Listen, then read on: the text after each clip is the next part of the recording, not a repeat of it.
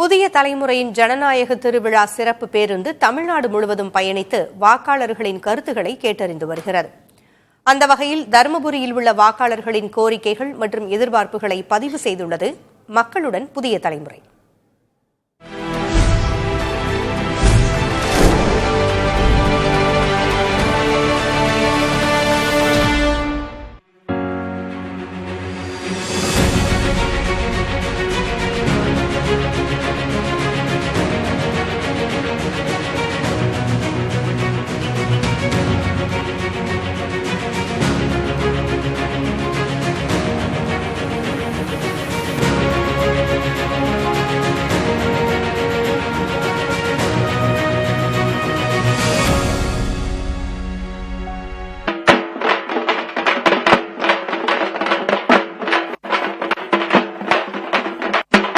அதியமான் மன்னர்கள் ஆண்ட தகடூர், இந்தியாவின் நயாகர வீழ்ச்சி என்று சொல்லக்கூடிய ஒகேனக்கல், தக்காளி, மாம்பழம் விளைச்சல் என இதற்கு பெயர் போன தருமபுரி மாவட்டத்தில் பல பெயர்கள் இருந்தாலும் கூட இங்கும் மண் சார்ந்த பிரச்சனைகள், மக்கள் சார்ந்த பிரச்சனைகள் இருக்கின்றன.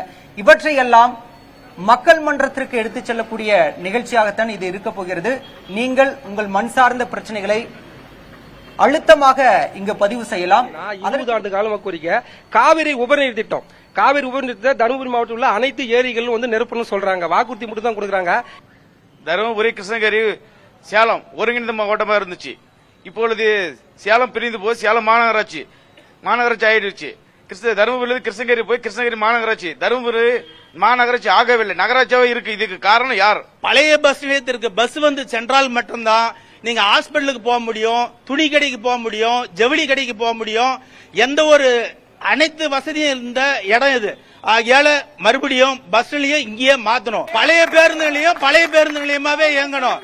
மறுபடியும் பழைய பஸ் நிலையம் வேண்டும். ஏன் பஸ் ஸ்டாண்ட் மாறிச்சுன்னா இருக்கிற இது போய் பாத்தீங்கன்னா எல்லா கடைக்காரங்க பூரா வந்து 10 அடி 5 அடி வந்து ஆக்கிரமிப்பு பண்ணிருக்காங்க. எல்லாருக்குமே தெரியும். ஏன் ஒரு டூ வீலரை போய் நிறுத்த முடியாது, எடுவாங்க. இவங்க வந்து ஆக்கிரமிச்சு பண்ணிருக்காங்களே, அந்த இடத்த மட்டும் விட்டு ஒரு டூ வீலரை விட்டாங்கன்னா பஸ் ஸ்டாண்ட் இங்கே இருந்திருக்கும். எப்படி நாமக்கல் வந்து வெள்ளைக்கோழிக்கு ஒரு மார்க்கெட்டோ, முட்டைக்கு மார்க்கெட்டோ, அது மாதிரி தருமபுரி மாவட்டம் தமிழ்நாட்டுக்கு நாட்டுக்கோழி வளர்ப்பதற்கான ஒரு மையம் அது வந்து மாற்ற முடியும். அக்ரிகல்ச்சர் காலேஜே கிடையாது.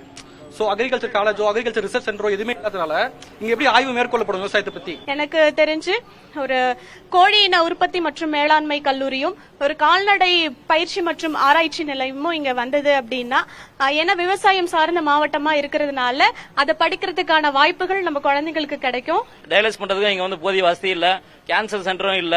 இது மாதிரி இந்த மருத்துவமனையில எந்த டெவலப்மெண்ட்டும் இல்லாம இருக்கு தருமபுரியில. இது மட்டும் இல்லாம சுதந்திரம் பெற்று 75 வருஷத்துல இங்க இருந்து சென்னைக்கு தலைநகர் போறதுக்கு தருமபுரி வந்து ஒரு ட்ரெயின் வசதி இல்ல. அரூர்ல இப்ப இந்த பழனி எக்ஸ்பிரஸ் இந்த மாதிரி எக்ஸ்பிரஸ் எல்லாம் வந்து பழனியிலிருந்து ரிட்டர்ன் வரும்போது மொரப்பூருக்கு வந்து நைட் 11:30 மணிக்கு வருது.